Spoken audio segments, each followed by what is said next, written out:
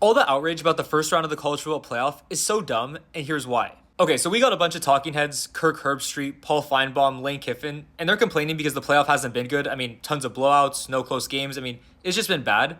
But why are we surprised? Yes, this year's first round games weren't good. I mean, the average margin of victory was 19 points per game. None of the games were within a single score. I mean, it was just bad. But genuinely, what do we expect? There's always been a ton of blowouts in college football, whether it's the BCS, the 14 playoff, there's always been a ton of blowouts. And also, when you expand the playoff, you get bad teams in the playoff. That's what happens. I mean, even in the BCS, which was literally the two best teams in the country facing off, you think it would be a close game? No. The average margin of victory was over 2 touchdowns, 14.6 points per game, and only 6 of the 16 games were within a single score. Then when we got the 4-team CFP, I mean, it just got even worse. The average margin of victory was over 18 points per game. 14 of the 30 games were decided by more than 20 points. I mean, there was a ton of blowouts. And the average margin of victory in the CFP National Championship was over 20 points per game. I mean, the games weren't even close. If people actually want parity in college football, better games, less blowouts, more competition, it's not by adjusting the playoff format. It's not by adding more teams or subtracting teams. That's not going to fix the issue. What we have to do is we have to actually level the playing field. Add a salary cap, a salary floor, restrict the transfer window. We have to have some rules and guidelines like the NFL, other professional sports to actually level the playing field. So yes, the playoff format and the selection committee are far from perfect, don't get me wrong,